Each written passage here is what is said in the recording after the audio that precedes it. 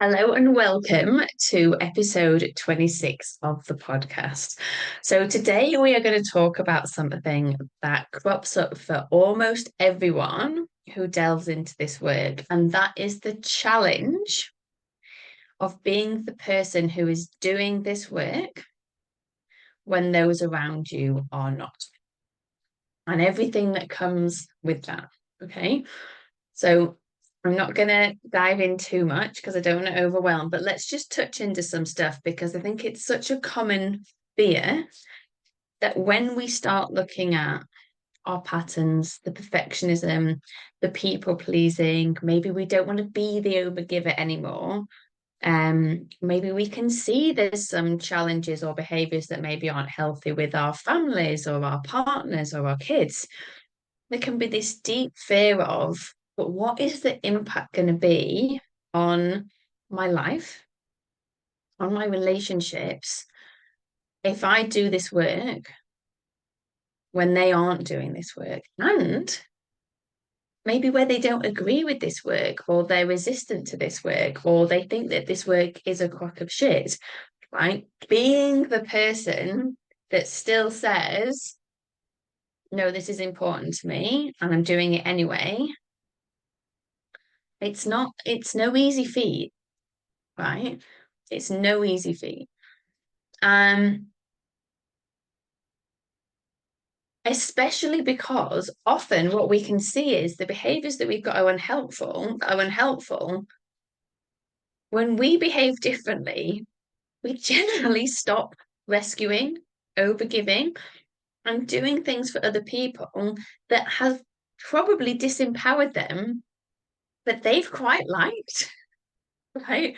No one's going to turn around and be like, can you stop cooking all my meals, please? And doing all the cleaning and generally juggling everything and looking after the kids and, sort of been this phenomenal superhuman.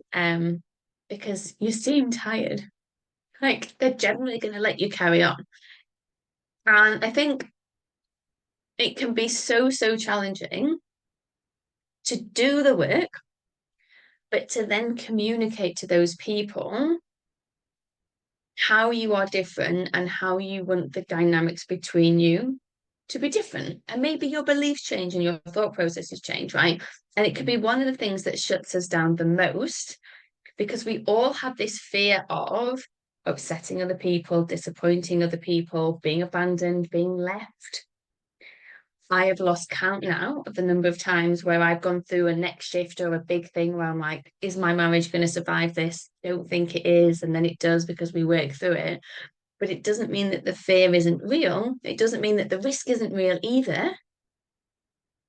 Because let's remember that 2 years into this work, I went pretty much no contact with my parents. Okay.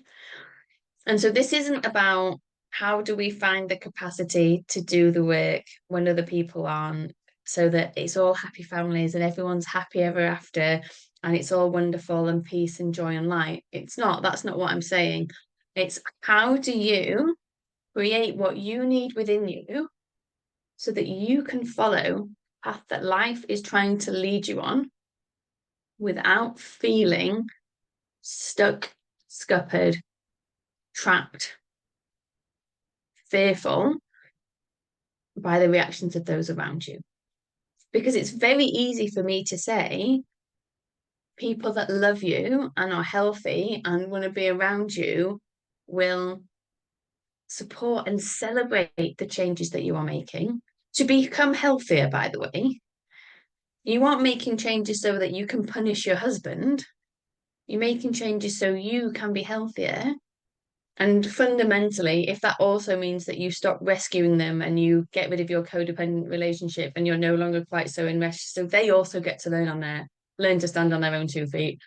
They're healthier too, right? But it's how do you get to that place where it's like, this is what I'm going to do, and I'm going to do it lovingly. I'm going to do it with compassion. I'm going to do it. I'm going to do it whether or not they like it. Because this is where self trust comes in and us really following our own paths and our own journeys, because how often do we not follow our paths and our own journeys because of other people? Or how often do you see other people not following their own paths and their own journeys because of other people? Now, it's not easy. It's not a walk in the park. You really have got to build up the capacity to have some pretty challenging conversations. But do you know what happens when you do? The relationships that support and nourish you get deeper. They get safer because you've got this capacity to actually go to the places that you were so fearful of before.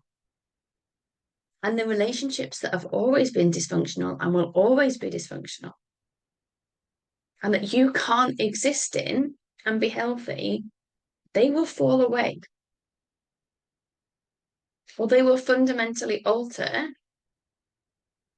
because the boundaries that you put in place are different so that you maintain some semblance of a relationship, but without it coming at such a cost to you. And I really, really deeply believe that this is one of the most fundamental things that holds people back from really doing their healing work and really realizing their true potential. And I don't mean realizing your true potential from a like success and making loads of money and blah, blah, blah, blah, blah. I mean, living your life on your terms, your way, rather than complying with societal expectations and family expectations and all the shoulds that got put on you over the past however many decades you've been on this planet. Okay. So, just some stuff for you to think about. What currently, in this context, is getting in the way of you going deeper in the work that you know that you are here to do, whether that's work on yourself so that you can do a deep level of work with others, work to get past a toxic relationship, career that you don't like where are you holding yourself back, and what might it look like if you were able to find and use your voice and feel safe to express yourself with the people that you care about in whatever guise that version of you that isn't holding on to the dysfunctional behavior and the patterns would look like. Because let me tell you, when you've got the capacity to be that person and have those conversations, and some of those conversations are brutal, by the way, nothing can stop you. And for many, this will stop people dead in their tracks at the start of their own personal development, healing journey, whatever you want to call it. But some of you, and I suspect you're listening to this podcast because you're in this second category, some of you are on this path whether you like it or not, because you're like, this is my path. I'm in it. Like, this is my life's work. I'm doing this work. I will keep doing this work. This work's going to keep challenging me, and I'm here for it. And when you get over this blocker, it is going to open up so, so much for you because you have this capacity to be like, this is who I am. This is what I'm doing now. This is what I'm not doing now. I'm no longer taking on this persona of the rescuer, the good girl, the good boy, the mother. So it's been my role, being the mother. Is it any wonder I chose not to have children when I've been mothering my entire life? Right? It's like I'm no longer going to take on this role anymore. Have at it, world. This is what you're getting from now on. That is where you get to be more of who you truly are, not who you think you should be. So, if this appeals and you're like, oh, yeah, this is what I need to do, this is what we are talking about at Find Your Voice this month, because I realized that this is one of the biggest topics getting in the way of people really, really getting in touch with who they are, what they want, making it happen. So, for those of you who are not familiar, Find Your Voice is a masterclass that I teach every single month. It's super low cost to come. And that's not because it's shit, it's because I wanted to provide something over and above the podcast where I was able to teach, but also actually engage with you live in a masterclass format that gave you tools that allow you to do more of this work for yourself. So each month there's a new theme. If you listen to this podcast regularly, you will know that last week we looked at money and why that's such an uncomfortable topic to kind of engage with and talk about.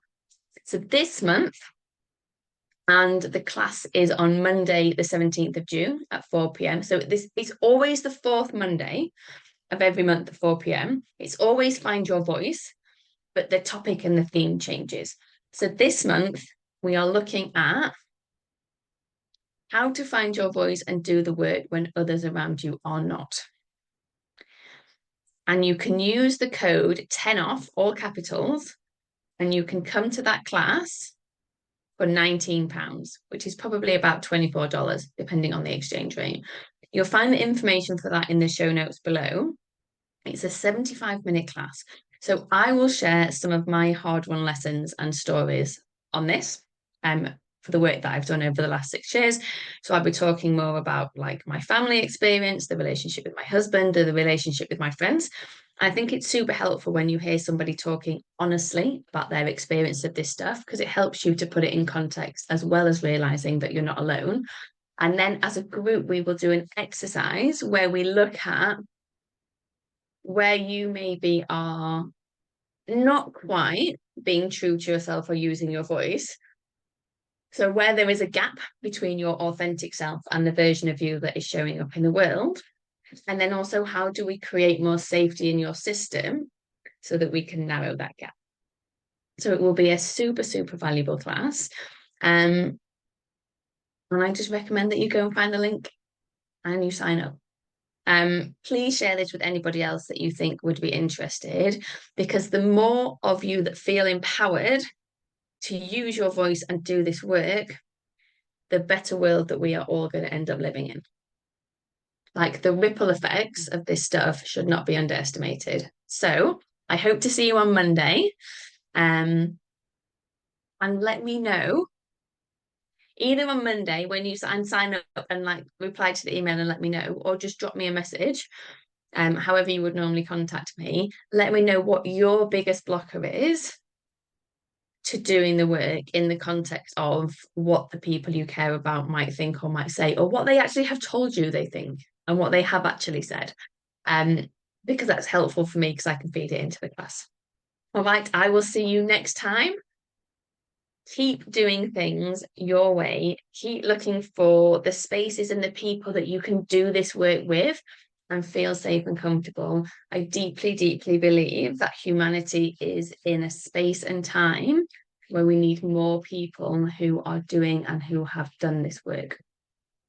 So do it for humanity. All right, take care and I'll see you next time. Bye.